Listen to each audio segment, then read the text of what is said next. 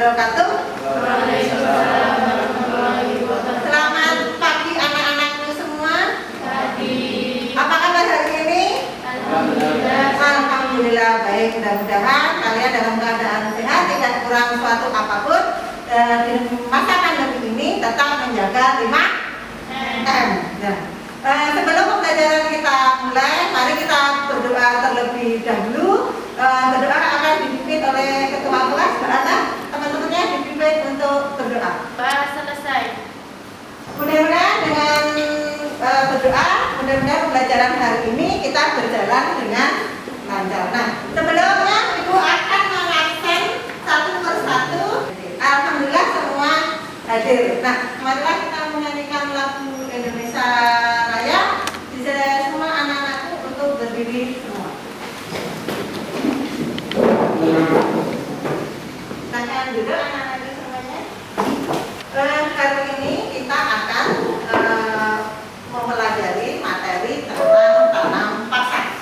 Nah, materi kemarin kita sudah belajar tentang pemerintahan Raffles. Raffles di Indonesia itu berkuasa hanya 5 tahun. Nah, apa saja kebijakan Raffles kemarin yang sudah kita pelajari? Yaitu sistem sewa tanah atau namanya rent. Nah, kemudian Raffles juga ini berhasil melakukan kebijakan-kebijakan di Indonesia. Nah, kebijakan Raffles itu apa saja?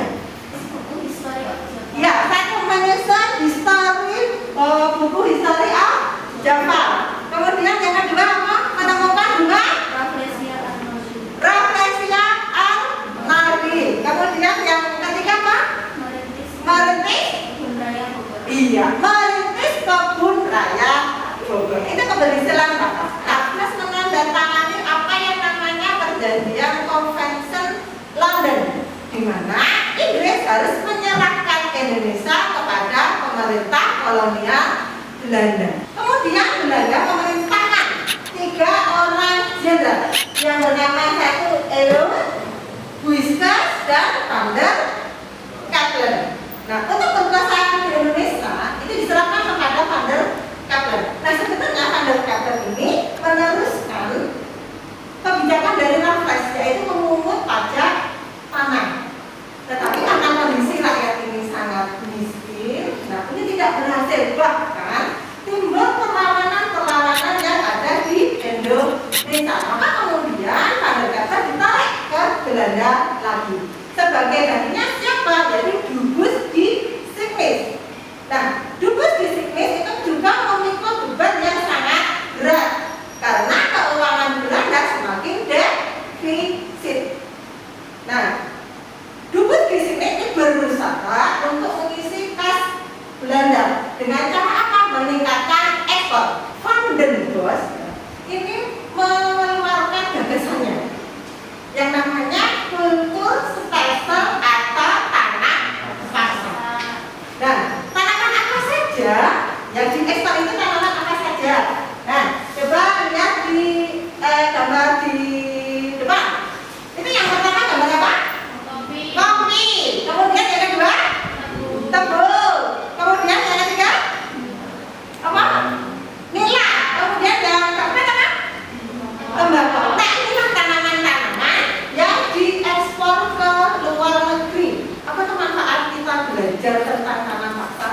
Nah, supaya kalian ketika nanti dalam kehidupan sehari-hari, baik itu di madrasah, baik itu nanti di rumah, atau kemudian nanti di masyarakat, kalian tidak boleh memaksakan diri, memaksakan kehendak kepada orang lain. Apalagi di lingkungan madrasah teman-teman, itu tidak boleh memaksakan kehendak pada orang lain atau pada temannya. Itu manfaat kita. Mengapa kita belajar mengenai sistem tanam paksa yang bisa kita ambil manfaatnya seperti itu. Nah, mengenai penilaian, kemudian kompetensi dasar dan tujuan sudah jelas anak-anak? Sudah? Alhamdulillah. Nah, anakku untuk lebih jelas tentang materi tentang tanam paksa, Ibu akan memutarkan video tentang tanam paksa. Silahkan diamati. Hai guys, gimana kabar hari ini?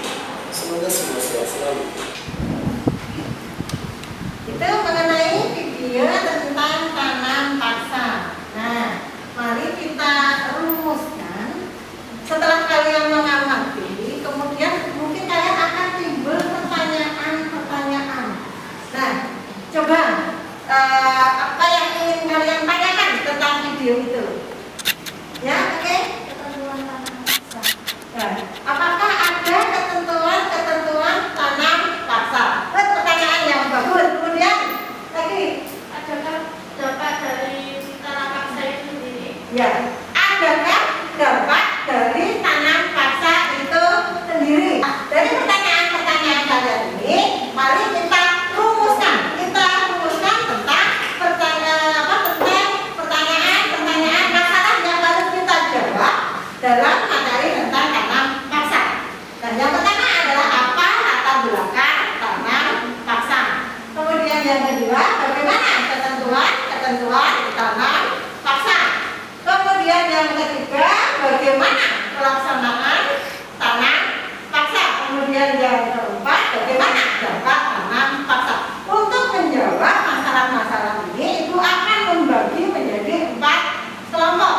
Kelompok yang pertama yaitu Muhammad Farhan, kemudian Mbak Ratna Wulandari, dan Mbak Diva Krisna.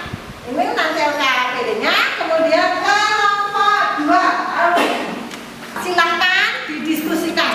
Nah, kemudian setelah selesai, tuliskan di lembar kerja yang sudah Ibu bagikan, kemudian nanti dipresentasikan. Nah, dimulai diskusinya.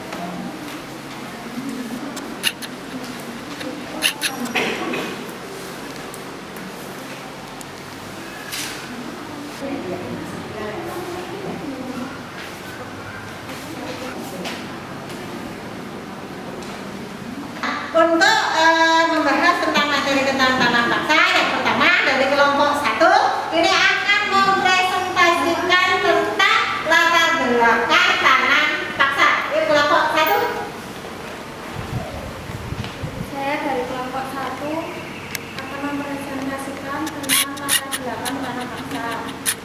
1.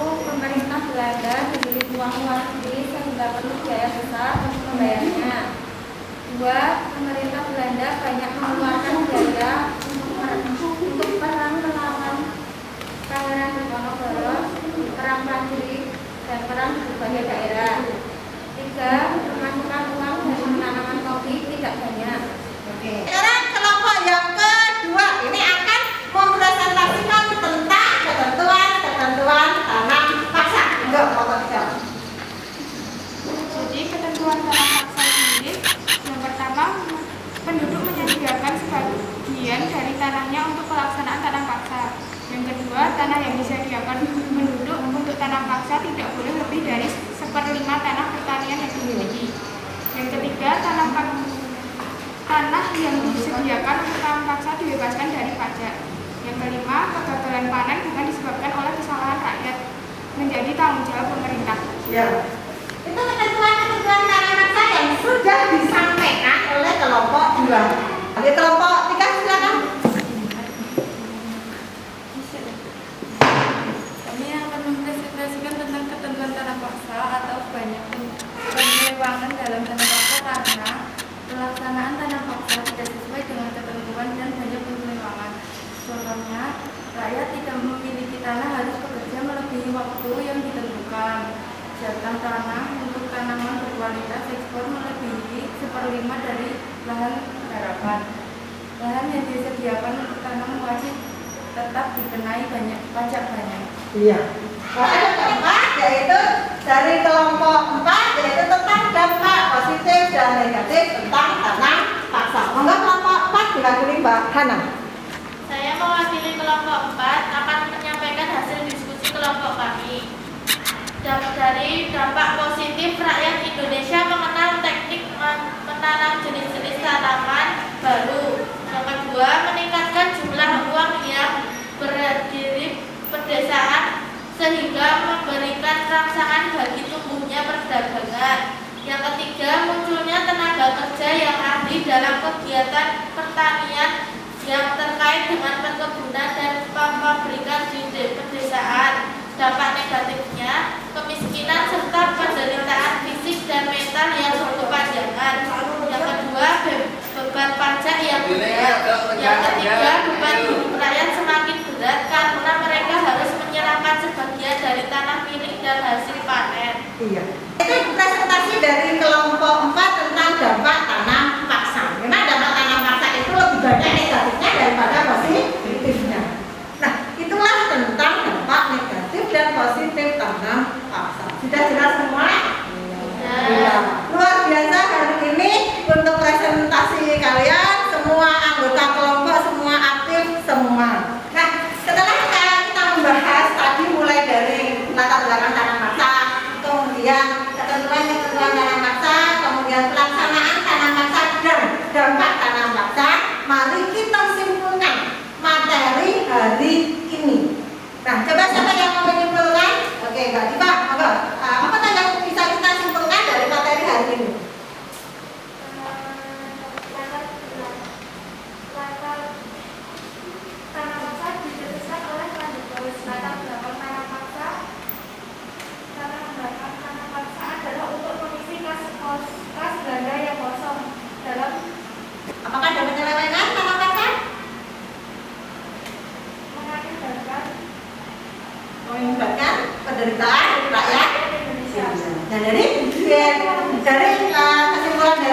IPA tadi kita bisa menyimpulkan bahwa tanam paksa ini adalah prakarsa gagasan dari Van Denburg untuk menanam tanaman impor yang laku dijual di pasaran Eropa. Nah, tanaman sebenarnya tanam paksa ini tidak memberatkan kalau sesuai dengan ketentuan-ketentuan yang berlaku, tetapi dalam pelaksanaannya banyak sekali penyelewengan pelaksanaan tanam paksa sehingga mengakibatkan dampak negatif untuk rakyat Indonesia. Sedangkan Belanda bagaimana memperoleh dampak positifnya yang luar biasa. Keuntungan tanam paksa itu luar biasa sekali. Nah, keuntungan ini diperoleh diangkut untuk Belanda ke negara Belanda. Untuk apa? Untuk membangun sarana prasarana yang ada di Belanda. Sedangkan Indonesia bagaimana? Indonesia tetap menderita. Tetapi walaupun menderita, rakyat Indonesia tetap memperoleh dampak positifnya walaupun hanya sedikit yang diperoleh. Nah, itu kesimpulan hari ini. Mungkin ada yang ditanyakan lagi tentang materi tentang tanam paksa? Sudah jelas semuanya? Sudah. Kalau sudah jelas, nanti kita bahas materi. Hari ini kita sudah mempelajari tentang materi tanam paksa. Nah, untuk materi ini kalian sudah jelas tentang materi tentang tanam paksa. Nah, Ibu Dwi akan tanya, apakah pembelajaran hari ini menyenangkan? Senang. Apakah pembelajaran hari ini menyenangkan? Alhamdulillah, karena pembelajaran hari ini menyenangkan. Nah, sikap apa yang bisa kalian ambil setelah kalian mempelajari tentang sistem tanam paksa pada masa pemerintahan Belanda yang dilaksanakan di Indonesia? Sikap apa? Siapa yang mau? Tidak boleh memaksakan kehendak. Oke, kata yang pertama tidak boleh memaksakan kehendak. Kemudian sikap apa lagi yang bisa kalian ambil dengan pembelajaran? Oke? Rela berkorban demi masyarakat Indonesia. Oke, yang kedua adalah rela berkorban dari rakyat Indonesia. Inilah sikap yang harus kalian